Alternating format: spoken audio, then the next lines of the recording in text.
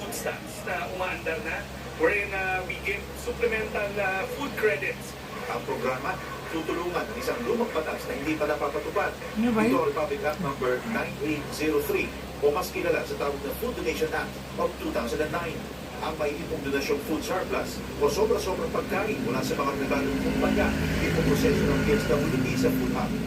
700,000 food poor ang maaaring matulungan itong programang ito ng gobyerno kauna-unahang food bank na pagtutulungan ng gobyerno at maging ng pribadong sektor.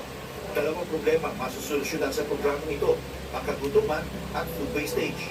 Kesa itapon lang yung pagkain, maraming nagugutom, ibagsak nila dito, kami naman ang magsisigurado na yung mga nagugutom nating kababayan, makakakuha ng pagkain araw-araw.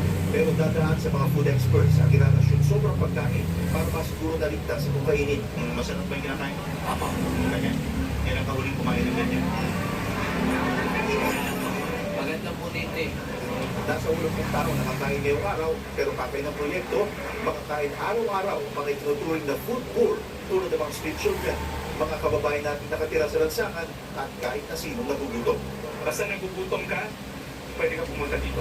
Ang walang gutong kitchen ay matatagpuan sa Nasdaqi Building sa FB Harrison, Pasay na dating isang Pogo facility na nasa pangangalaga na ngayon ng DSWD.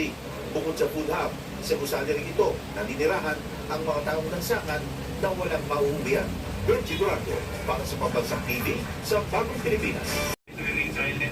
Ang dalawang iniresto, mga Taiwanese vigilance umano na sinasabing leader ng Taiwanese crime group na sangkot sa iba't ibang krimen. Yung grupo nila, which is the Bamboo Triad, ay isang notorious na grupo sa Taiwan kung saan sila ay involved sa firearms and drug smuggling sa iba't ibang parte ng Asia. Sinasabi din sa isang report na may pinapatay yung grupo nila sa Japan, saan nagpadala sila ng mga miyembro ng kanilang sindikato at doon pinatay yung biktima. Nakuha sa dalawang Taiwanese ang dalawang peking Philippine driver's license. Ayon pa sa BI, walang record na magpasok sa bansa ang dalawang crime boss ng Taiwan. According din sa report ng Taiwanese counterparts, ay pumasok sila dito sa bansa illegally. So yun yung iniimbestigahan pa natin kung paano sila nakapasok dito na walang record dito sa atin. Maaaring gumamit sila ng ibang passports or dumaan sa ating backdoor. Sa ngayon, naalamin natin kung may mga kinasangkutan sila ng mga criminal case dito sa Pilipinas bago natin sila ipa-deport pabalik ng Taiwan. Sinusubukan namin po nilang payag ang mga iniresto na nakadating na sa BI Detention Facility sa Bikutan. Para sa GMA Integrated News, John Bunsun, nakatutok, 24 oras.